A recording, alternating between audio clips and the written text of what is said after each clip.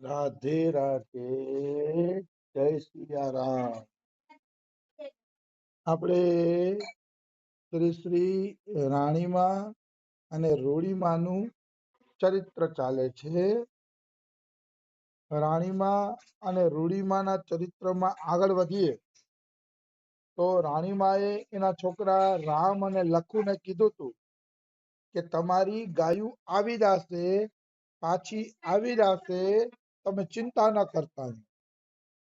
અને સાચું કાજ 2-3 દી થયા એટલે ગાયું પાછી આવી ગઈ. તો ગાયું પાછી આવી ગઈ ને એટલે રામ પૂછે છે કે માં, તમે આવા ચમત્કાર કેવી રીતે કરી શકો છો? આવડા ચમત્કાર તમારાથી થાય છે કેવી રીતે? માને પૂછે છે. ત્યારે માં એમ કે છે, બેટા આ તો કઈ શીખવાની વાત નથી, આ તો હૈયા ઉકલતની વાત છે. મતલબ આને શીખાડવું ન પડે, આ તો હૈયામાંથી પ્રગટ થાય કે કઈ રીતે આપણે આ સંસ્કાર કરવા. આવી વસ્તુ છે. ભગવાન ભાવનો ભૂખ્યો છે. ભાવ હોય એટલે ભગવાન દોડતો દોડતો કામ કરે છે. અને મારું તારું ભૂલાય તેથી ભગવાન આપણા બધા કામ છે ને એ કરે છે. આવી વસ્તુ છે. હજી હું કે છે રાણીમાં, આપણે કાલનું થોડુંક અધૂરું હતું.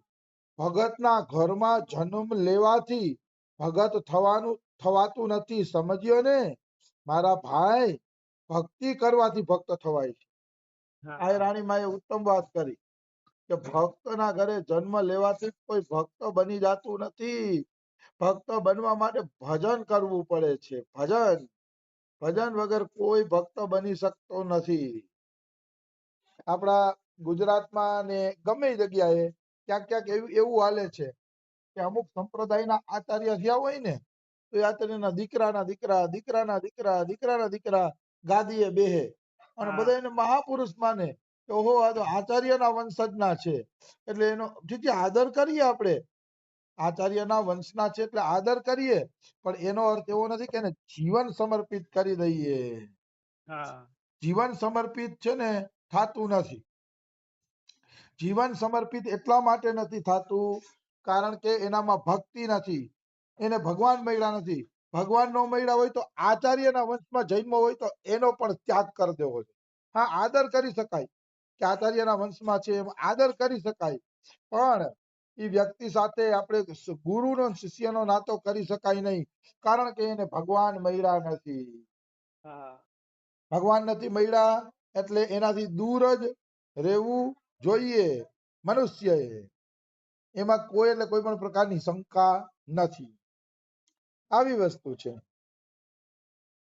તો આવા જે નામના ભક્તો છે, પેટ તો ભરી લેશે આચાર્યના નામે, પણ એ ભક્ત બની શકતા નથી, કારણ કે ભક્ત બનવા માટે ભજન કરવું પડે છે.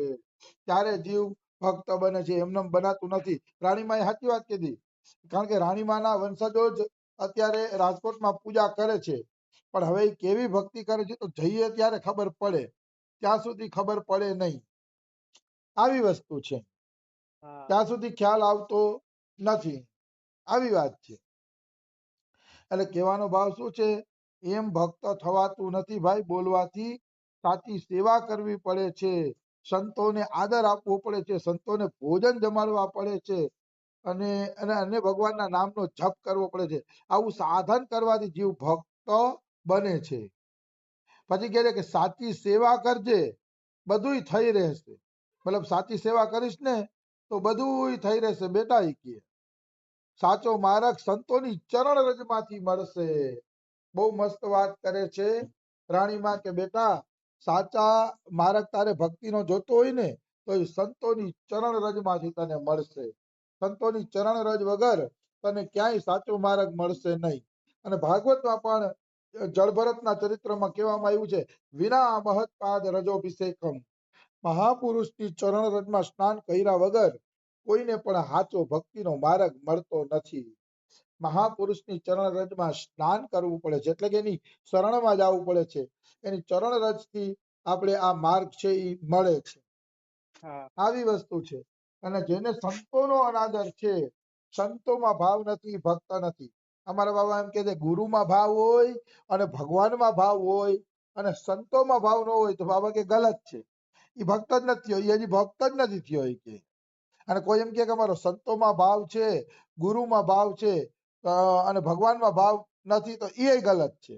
આ ત્રણેયમાં હરખું જ પ્રીતિનો અને પ્રેમનો સંબંધ રહેશે, સંતોમાં, ગુરુમાં અને ભગવાનમાં.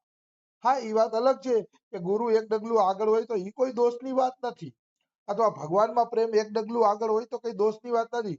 પણ કહેવાનો ભાવ છે કે ભગવાન અને ગુરુમાં ભાવ હશે તો ભક્તોમાં ભાવ રહેશે, અભાવ તો આવશે જ નહીં. અભાવ આવે તો તમે ગલત છો, ऐसा होता नहीं हमारा बाबा કહે. એટલે આ ત્રણેય વસ્તુમાં યુગપત ભાવ રહેશે, હરખે હરખો ભાવ રહેશે. મને તો એવું કઈ ખબર લાગતું નથી, કઈ ગુરુમાં ભાવ થાય, ભગવાનમાં ભાવ થાય, ભક્તોમાં ભાવ થતો હોય.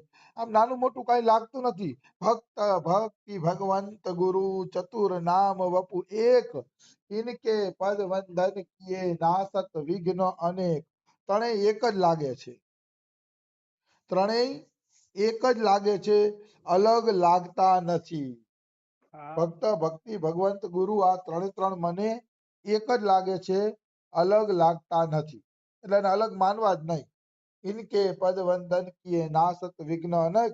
નાભાજીએ કહી દીધું કે આ ચાર શબ્દ છે, શરીરથી ચારે ચાર એક જ છે, અલગ નથી. એવું શ્રી શ્રી નાભાજી મહારાજ કહી દે છે. એમાં પછી જેને મળ્યું છે એને સંતોની સેવાથી જ આ બધી વસ્તુ મળી છે, એમ આપણે કહી શકીએ. જે કોઈને જે કાંઈ પ્રાપ્ત થયું છે સંતોની સેવાથી પ્રાપ્ત થયું છે. તો પૂછે છે રામ અને લખુ, તો માતા આ પંચાળ દેશની અંદર એટલે કે આપણી સૌરાષ્ટ્રની ધરતીમાં કેટલાય લોકો પીર થઈ ગયા છે, તો એ પીરને આ પીરાઈ ક્યાંથી મળી? મતલબ એ પીર કેવી રીતે બન્યા, આવડા મોટા કેવી રીતે બન્યા? એ તો કે તમે જરાક મને કયો એટલે ખબર પડે કે આ બધા પીર કેવી રીતે બની ગયા.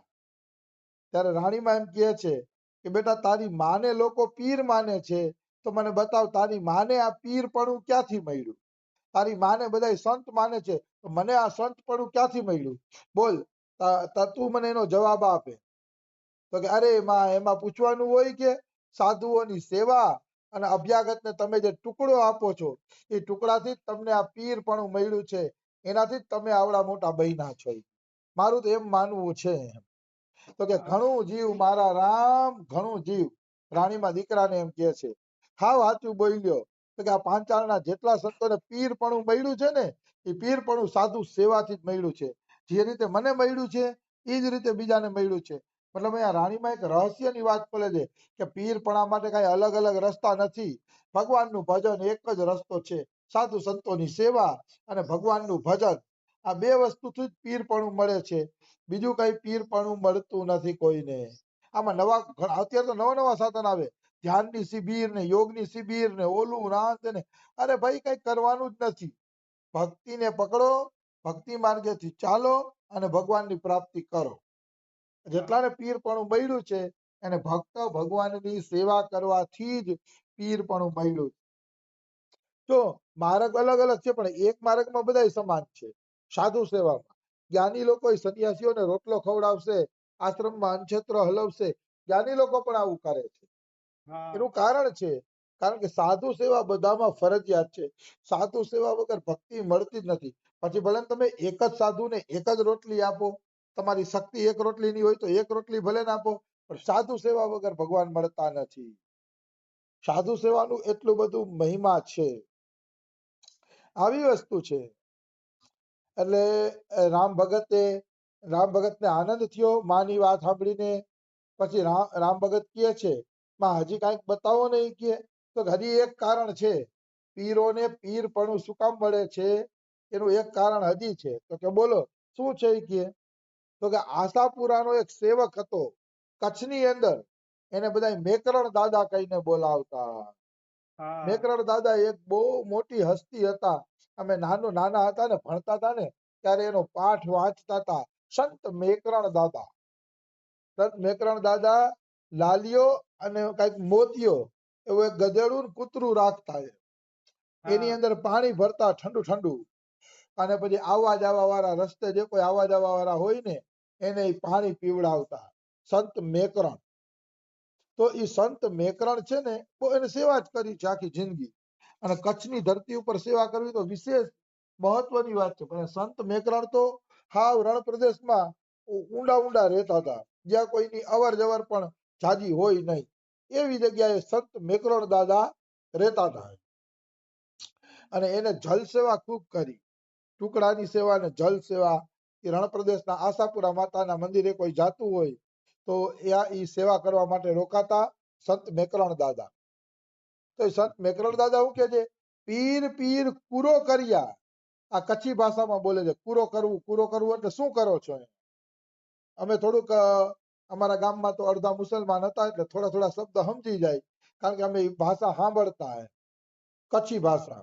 પીર પીર કુરો કર્યા એટલે પીર પીર શું કરો છો? કે પીરિયું જના પખાણ. પીરિયું જના એટલે જેનાથી પીર બનાય છે એ ભગવાનના ભક્તોના ચરણોને પખાડો તમે, તો પીર બનશો, નકર પીર નહીં બનો. પીર પીર કુરો કર્યા, પીરિયું જના પખાણ. પંચ ઇન્દ્રિય વશ કરે જો પીર થીંદા પાણ. જો 5 ઇન્દ્રિયો વશમાં કરી લેશો ને તો પાણો પણ પીર બની જશે, પાણામાંથી પણ પીર પ્રગટ થઈ જશે. તમે છે ને 5 ઇન્દ્રિયોને વશમાં કરો. મતલબ અહીંયા મેકરણ દાદા 2 વાત બતાવે છે. ઇન્દ્રિયોને વશમાં કરીને ભજન કરો અને સાધુ સંતોની સેવા કરો. આ 2 વસ્તુથી વ્યક્તિ પીર બની જાય છે. અહીંયા વારંવાર સાધુ સેવા શબ્દ આવે છે એટલે એમ નથી કેતો કે ને મોટર લઈ દો, એસી લઈ દો, એ કોઈ સેવા બેવા નથી. સાધુની સેવા એટલે શું હોય? રોટી કપડા ને મકાન, બસ એને ટુકડો મળી જાય અને પ્રભુનું ભજન કરે એવા સંતોની સેવા કરવાની. બાકી એસી અને મોટર માગે એને દૂરથી જ પ્રણામ કરી દેવાના. એવા સાધુઓનો સંગ કરવાની કોઈ જરૂર નથી, કોઈ એટલે કોઈ જરૂર નથી. આવી વસ્તુ છે. સાધુ ઈ જ છે કે જે ટુકડામાં સંતોષ માને અને જે કાંઈ પહેરવાનું મળી જાય 1-2 જોડી, એ તન ઢાંકવા માટે ન કરે. એને કાંઈ એવા કપડાનો મોહ ન હોય, પણ તન ઢાંકવા માટે, મર્યાદાની રક્ષા માટે 1-2 જોડી કપડા મળી જાય અને બસ ખાલી ટુકડો રોટલો મળી જાય ને પ્રભુનું ભજન થાય, તો એનાથી આગળ એના માટે બીજું કાંઈ હોતું નથી. આવી વસ્તુ છે. એટલે જો તમારે પીર બનવું હોય ને તો સંતોની સેવા અને 5 ઇન્દ્રિયોને વશમાં કરીને પ્રભુનું ભજન, આ 2 વસ્તુ પાણાને પણ પીર બનાવી દે છે. એમાં કોઈ એટલે કોઈ શંકા નથી. ત્યારે રાણીમાં કહે છે કે બેટા રામ, પરોપકાર કરવો અને સંપૂર્ણ સંયમ કરવો પડે છે. જો પરોપકાર ને સંયમ ન હોય તો કોઈ વ્યક્તિ પીર એટલે સંત બની શકતા નથી. આવી વસ્તુ છે. તો આ જવાબથી રામને ખૂબ સંતોષ થયો અને એને ઉપદેશ આપ્યો રાણીમાએ. જાણે મદાલસા હોય ને એમ પોતાના છોકરાઓને ઉપદેશ આપે છે રાણીમાં.